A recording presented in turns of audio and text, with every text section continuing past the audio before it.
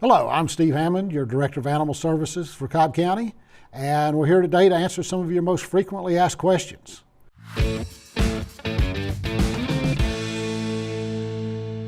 And the first one is, does the Director hate cats? No. This was started by an individual connected to a rescue organization who misconstrued what was said in a conversation when she extrapolated that nuisance equals hate. This conversation was regarding community cats. For the record, I don't hate any animals, and this person is well aware of this. The context of this conversation was regarding the failure of caretakers to respect the property rights of others and failing to control the community cats under their care. You know, any animal can be a nuisance. Our Cobb County ordinance defines a nuisance animal as any animal that damages, soils, defiles, eliminates, or defecates on private property other than its owner's property or on public property, or it causes unsanitary or offensive conditions or otherwise endangers public health, welfare, or safety, or causes a disturbance by barking, howling, or other noise making for a period of more than 15 minutes, or chases vehicles, bicycles, or people, or is in heat and not confined in a manner which can keep it away from intact males of the same species, or causes serious annoyance to a neighboring residence and interferes with the reasonable use and enjoyment of that property. This leads us right into the next question. What is the county's stance on community and feral cats? Cobb County has not adopted an ordinance condoning community and feral cats. I've challenged one of the rescues involved to help develop a solution which serves everyone and the cats involved. Community cats and TNR tread a very thin line when it comes to abandonment issues. And the cats are still subject to the control ordinance or the leash law. Okay, how are euthanasia decisions made? You know, euthanasia is a difficult decision and not one we take lightly. Our process involves 5 to 6 levels, with me being the final approval. Issues with the animal are identified at the lowest level and then reviewed by a supervisor, a member of our vet team, a manager, and finally me. We identify aggressive animals first, as we have an obligation to protect the community and other animals from aggressive animals.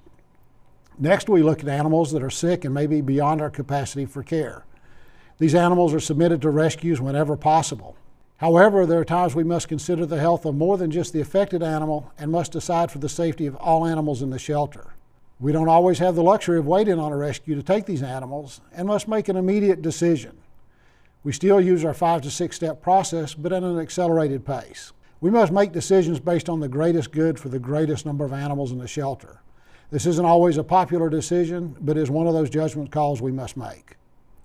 Next up, why don't you have an urgent list or a kill list? Every animal in the shelter is urgent every day, and we shouldn't need a list to tell anyone that. I don't like the idea of selecting animals to die a week or more in advance.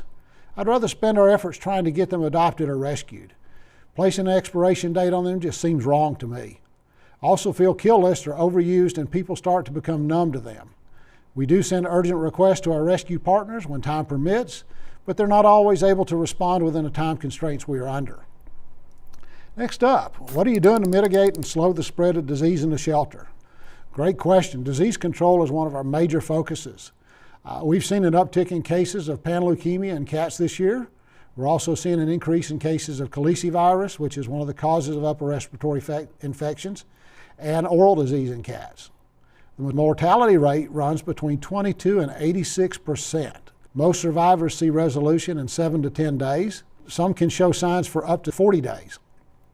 With the large number of intakes we're experiencing, we have closed the portals in our cat cages to double our capacity. This decreases the room available for the cat, requires placing the litter box in the living area of the cat, and certainly increases the amount of stress the cat is under. As an example of the overcrowding, as of this moment, we have 167 cats and kittens in the shelter and 170 dogs and puppies. Not including our isolation areas, we have safe capacity for 49 cats and kittens and 154 dogs and puppies. You can see the problem. Anytime we close the dividers, we increase the density of animals in smaller spaces and increase the disease risk. We're utilizing disposable litter pans. We're only using a scoop once before we run it through the wash. Full protective equipment in quarantine areas, and all staff and volunteers are wearing gloves and changing after contact with each animal. All of this in addition to our daily cleaning, where cage spaces are scrubbed top to bottom. You know, our team does a great job of cleaning every day, but with a large number of intakes, disease control is difficult to maintain. All right, next up, what about a new shelter? Man, we need that. Today we're in a 30-year-old building. 30 years ago, you didn't have animal services, you had a dog pound. Getting animals out alive was not a priority. Shelters were not designed with the standards they are today.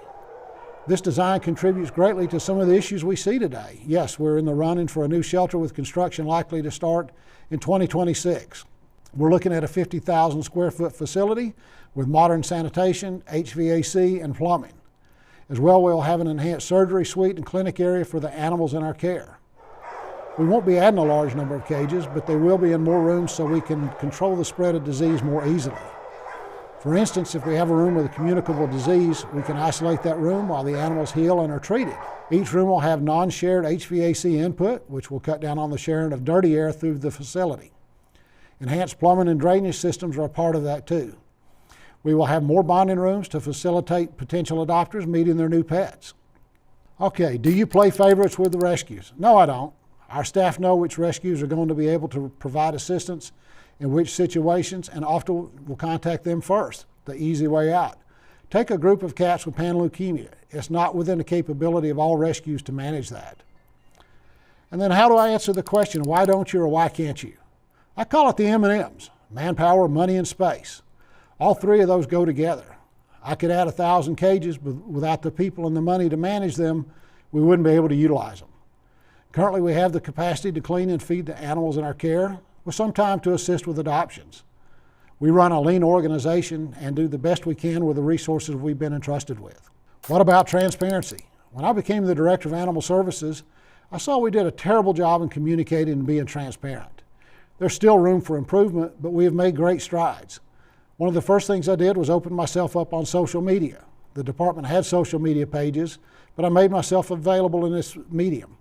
We have also added our real-time shelter statistics webpage. This gives everyone insight into the current capacity of the shelter and where we are statistically speaking, to include euthanasia. I'm adding to this as time permits, and some information still requires an open records request to obtain, and those are legal requirements. I know for some this still isn't enough, but we're moving more in that direction. How does your spay-neuter voucher program work? You know, this is a great program. Through contributions from Commissioner Gambrill and Commissioner Allen, we've created a voucher program for residents of Cobb County. Each resident is eligible for 2 vouchers each year. The vouchers are available from the shelter at 1060 Al Bishop Drive between the hours of 10:30 in the morning and 4 in the afternoon, Tuesday through Sunday. Of course, vouchers are only available as we have funds.